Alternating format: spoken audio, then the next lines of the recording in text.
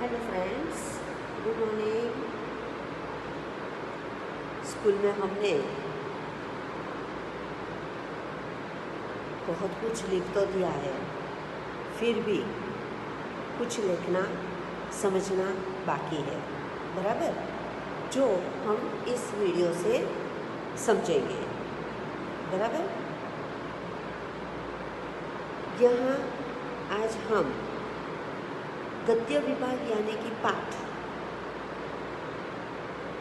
के तीनों प्रश्नों, एक वाक्य के उत्तर, 2-3 वाक्यों के उत्तर और सूचना अनुसार प्रश्नों के उत्तर हमने लिख लिए थे, बराबर। अब हम पद्य विभाग पर हैं, उसके भी कुछ प्रश्न लिखे हैं और फिर भी हम यहाँ से फिर से समझने की कोशिश करेंगे, बराबर।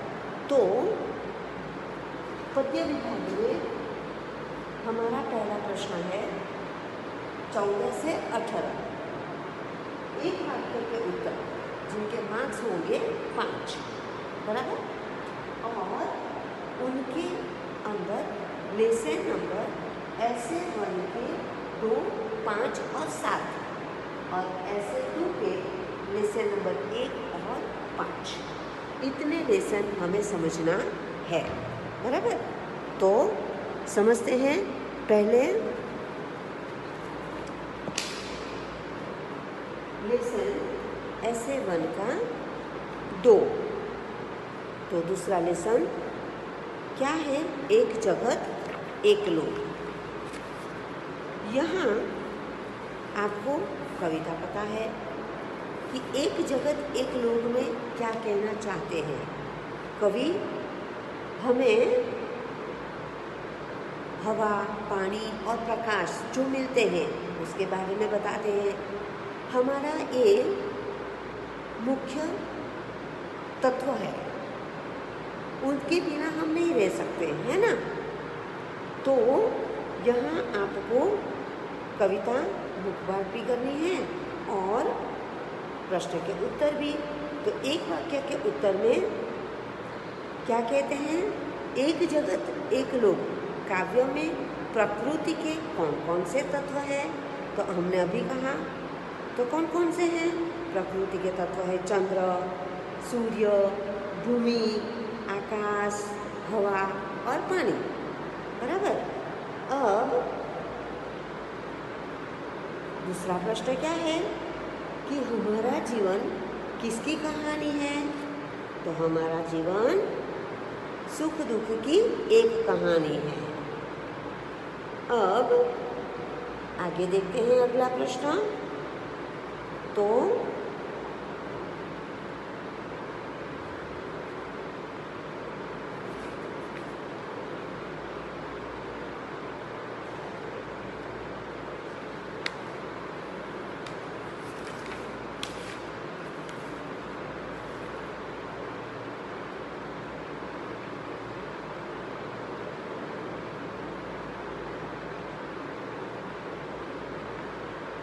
प्रकृति लोगों में भेदभाव, तो प्रकृति हमें क्या देती है?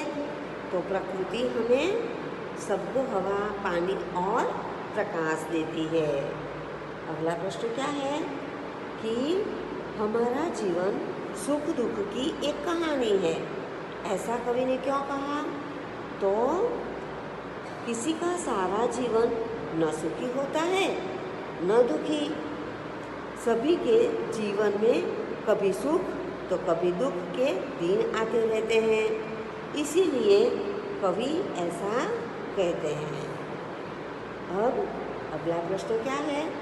तो हर घर में कौन से गीत गूंज रहे हैं?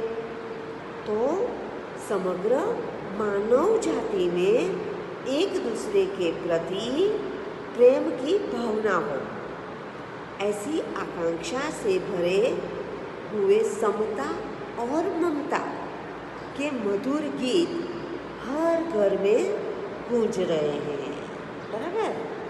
अब अगला प्रश्न क्या होगा? तो हमारा कर्म और धर्म क्या होना चाहिए? तो विश्व के सभी राष्ट्रों में एकता बनाए रखना ही हमारा कर्म है और सबकी प्रगति हो, सबको न्याय मिले और मानवता की रक्षा हो, यही हमारा धर्म होना चाहिए। बराबर। तो ये हमारे दूसरे लेसन के प्रश्न। अब है 5वां लेसन। तो 5वें लेसन में क्या है? तो 5वें लेसन में प्रश्न है कि सूरज और दीपक हमें क्या सीख देते हैं? तो सूरज से हमें अज्ञानता रूपी अंधेरों को दूर कर ज्ञान रूपी उजाला फैलाने की सीख मिलती है। ये हमारा बड़ा प्रश्न है। चलो कोई बात नहीं। दीपक से सीख मिलती है कि स्वयं जलकर जग को रोशन करें, अर्थात हमें ऐसे काम करने चाहिए कि जिससे दुनिया को सुखी और सुंदर बनाए। बराबर। अब अगला प्रश्न, प्रकृति से हमें क्या क्या मिलता है? तो अलग अलग प्रकार के पेड़ पौधे, फल फूल हमें प्रकृति से मिलते हैं। और उसके अलावा और क्या है? तो हवा, पानी और प्रकाश हमें प्रकृति से मिलते हैं। बराबर। अब अगला प्रश्न क्या है कि हम जग में अपना नाम कैसे रोशन कर सकते हैं? तो हमें लोगों की सेवा करनी चाहिए। हम सदा अच्छे और सच्चे काम करके जग में अपना नाम कमा सकते हैं। बराबर। अब कौन फूलों को हंसने से रोक नहीं पाते हैं? तो आंधी और पानी फूलों को हंसने से रोक नहीं पाते। बराबर। तो अब लेसन नंबर 7 के अंदर क्या है? तो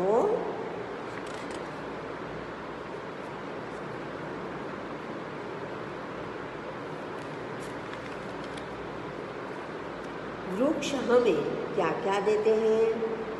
तो वृक्ष हमें फल फूल, जड़, छाया, छाल, बीज आदि देते हैं। वृक्ष बरसात लाने में मदद करते हैं, वातावरण स्वच्छ बनाते हैं, ऑक्सीजन देते हैं। बराबर। अब अगला प्रश्न कि वृक्ष नदियों झरनों का उद्गम स्थल कौन सा है? उद्गम स्थल यानी जहाँ से उद्भव होता है, प्राप्त होता है, आता है वह। तो क्या है? कहाँ से आती है नदी और झरने? पर्वत से। तो उसका उद्गम स्थल क्या हुआ? पर्वत। नदियों झरनों का उद्गम स्थल पर्वत है। अब अगला प्रश्न कि चिड़िया की क्या विशेषता है? यानी कि चिड़िया की कोई खास बात हमें बतानी है। तो चिड़िया की यह विशेषता है कि वह कभी भी आलस नहीं करती, वह हमेशा कुछ न कुछ करती रहती है ना? तो हमें भी चिड़िया जैसा बनना है, हमें कुछ न कुछ करते रहना है। बराबर।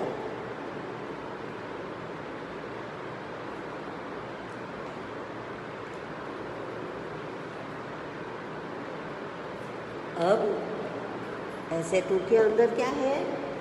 लेसन नंबर 1 और 5। तो लेसन नंबर 1 के अंदर क्या प्रश्न है कि हमें कैसे रास्ते पर चलना चाहिए? क्यों?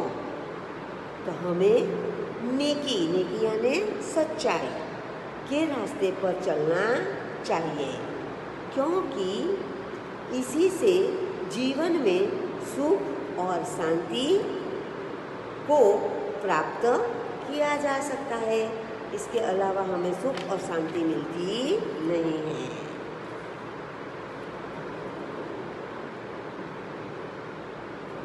कवि ईश्वर से किसकी रोशनी मांगते हैं? तो कवि ईश्वर से ज्ञान रूपी रोशनी मांगते हैं। ज्ञान का प्रकाश जो हमने होगा तो हम कहीं पे से भी वापस आएंगे नहीं और आगे ही आगे बढ़ते रहेंगे।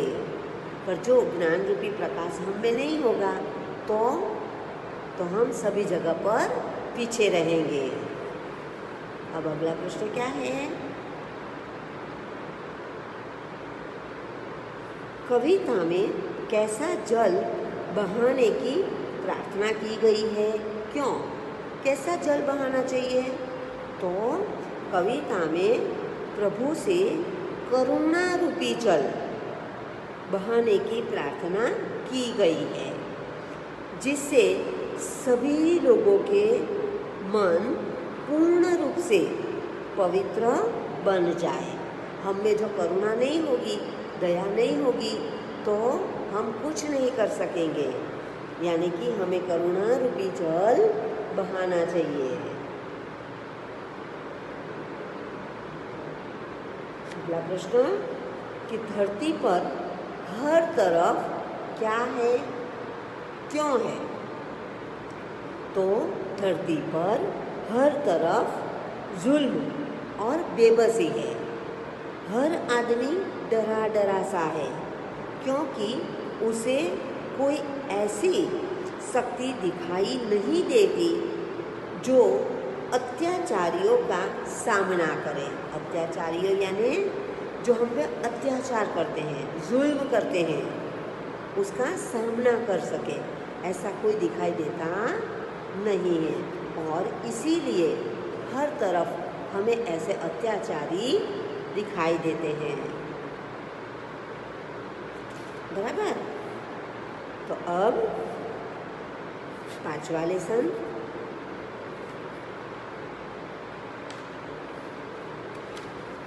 तो 5वें लेसन में क्या कहते हैं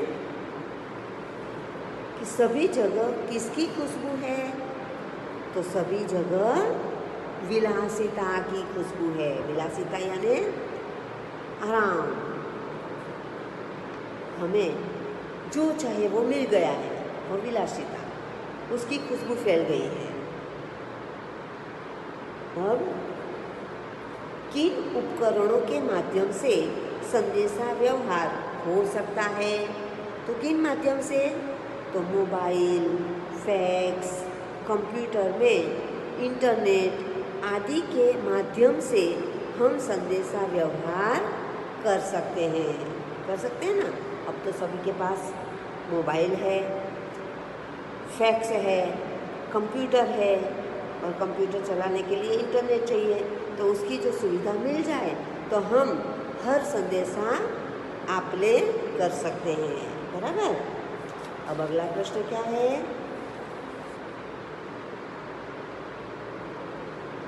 कौन अपनी शान के बारे में बोल रहे हैं? कौन बोल रहा है?